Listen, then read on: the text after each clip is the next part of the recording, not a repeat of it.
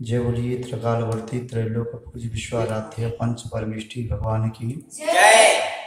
परम पूज्य सिद्धांत चक्रवर्ती राष्ट्र संत आचार्य गुरुदेव श्री विद्यानंद जी महाराज की जय। विश्व कल्याण कारक अहिंसा प्रदानशील विश्व धर्म की जय। जय बोले परम पूज्य आचार्य भगवान गुरुदेव श्री विष्णु जी महाराज की जय। जैनम जयतु शासनम जैनम जयतु शासनम विश्व कल्याण कारकम विश्व कल्याण कारकम।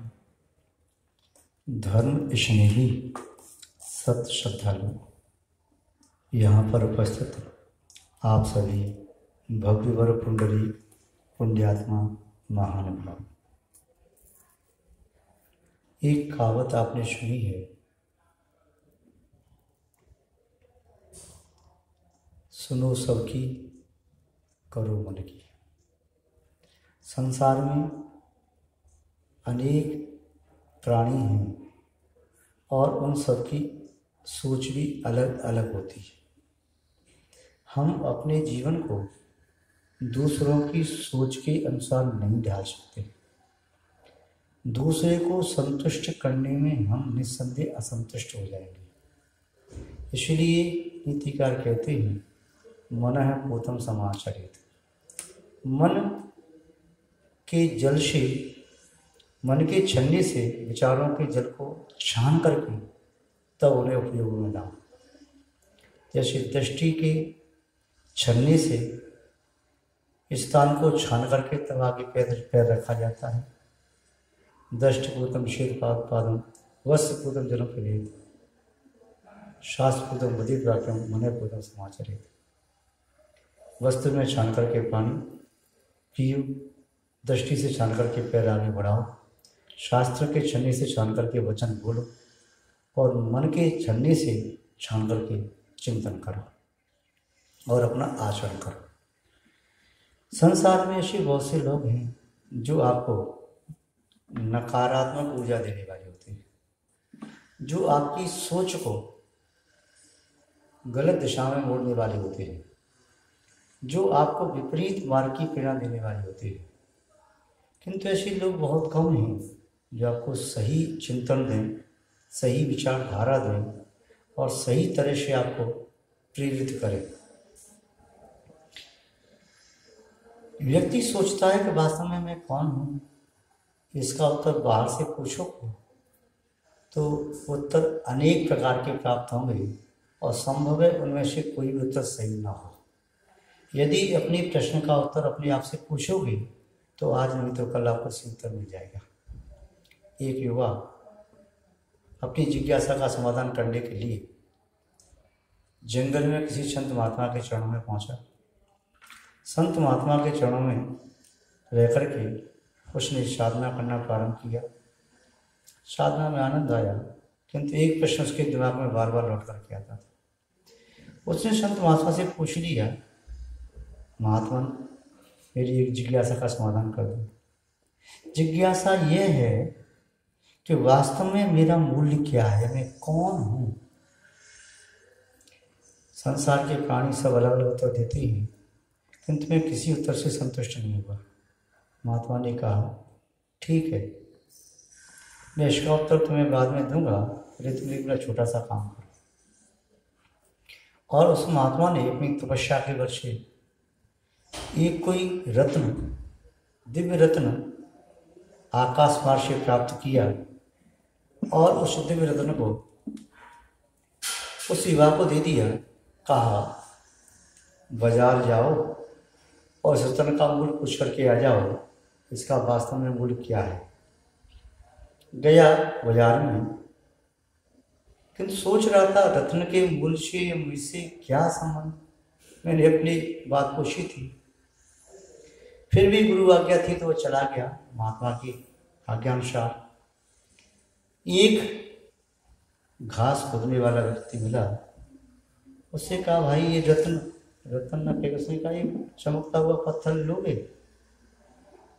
हाँ ले लूँगा, क्या मूल्य इसका? उसने एक मुट्ठा भर के घास का उठाया, कहा इसका मूल्य इतना है मेरी दृष्टि में।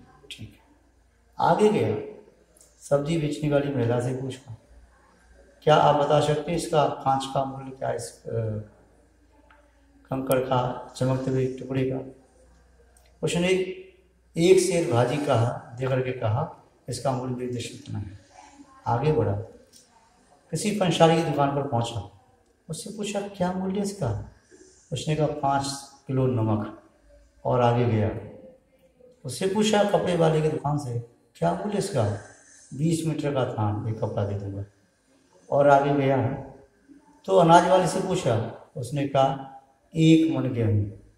और आगे गया, उसने कहा इसके बदले मैं आपको 10 किलो पीतल दे सकता हूँ। और आगे गया, उसने कहा इसके बदले 100 ग्राम चांदी दे सकता हूँ। और आगे जब गया तो बताया इसके बदले में आपको 10 तोले लगभग 100 ग्राम सोना दे सकता हूँ। और आगे गया तो उसने कहा इसकी कीमत तो करोड़ों में है। फिर और आगे गया, उसने कहा बेचना हो तो बेचो। बोले बेचना नहीं, केवल मूल्य इसका जानना है मुझे। सबसे टॉप जो दुकान थी उस पूरे देश की, उस महानगर की, वहाँ पहुँचा।